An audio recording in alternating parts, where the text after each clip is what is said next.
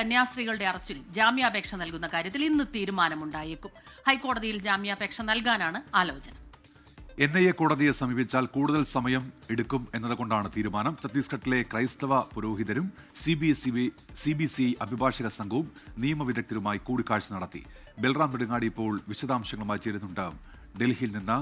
ബൽറാം, ഈ ഹൈക്കോടതിയിൽ എപ്പോൾ ജാമ്യഹർജി നൽകാനാണ് ആലോചന?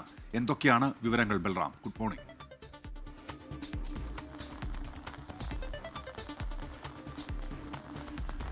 Very good morning Unmesh, Smitha.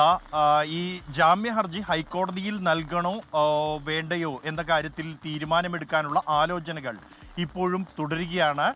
ഈ രണ്ട് കന്യാസ്ത്രീകളുടെയും ജാമ്യാപേക്ഷ കഴിഞ്ഞ ദിവസം ഈ സെഷൻസ് കോടതി തള്ളിയിരുന്നു, അല്ലെങ്കിൽ സ്വീകരിച്ചിരുന്നില്ല. മറിച്ച് ബിലാസ്പൂർ NIA കോടതിയെ സമീപിക്കാൻ നിർദ്ദേശിക്കുകയായിരുന്നു. ഈ ഒരു പശ്ചാത്തലത്തിലാണ് സെഷൻസ് കോടതിയിൽ ഇത് സ്വീകരിക്കാതിരുന്ന ഒരു പശ്ചാത്തലത്തിൽ NIA കോടതിയിൽ പോകണോ അല്ലെങ്കിൽ ഹൈക്കോടതിയിലേക്ക് തന്നെ നേരിട്ട് പോകേണ്ടതുണ്ടോ എന്ന കാര്യത്തിലാണ് ഈ ആലോചന നടന്നു വരുന്നത്. ഇനി ബിലാസ്പൂർ NIA കോടതിയിൽ പോകുകയാണെങ്കിൽ അത് കാലതാമസം എടുത്തേക്കും എന്ന അഭിപ്രായങ്ങൾ ഉയർന്നിരുന്നു. അതുകൊണ്ട് തന്നെ നേരിട്ട് ഹൈക്കോടതിയിൽ പോകാവുന്ന സാഹചര്യം നിലനിൽക്കുന്നുണ്ട്. കാരണം മനുഷ്യക്കടത്ത് അടക്കമുള്ള ഗുരുതര വകുപ്പുകളാണ് ചുമത്തിയിരിക്കുന്നത്.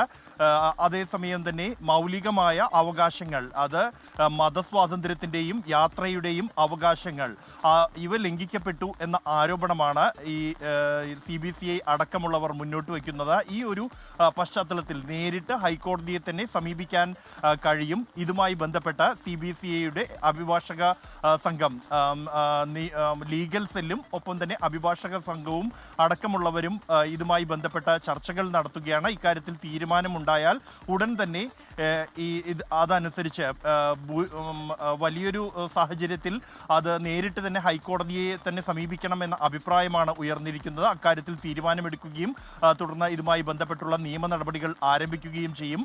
അതേസമയം കേരളത്തിൽ നിന്നുള്ള 2 MLAമാർ അടക്കമുള്ളവർ ഇവിടെ ഛത്തീസ്ഗഡിൽ തന്നെ തുടരുകയാണ്. ഇവർക്ക് ആവശ്യമായ മറ്റ് സഹായങ്ങൾ ഒരുക്കുന്നതിനായി ഛത്തീസ്ഗഡിൽ തന്നെ തുടരുന്നു.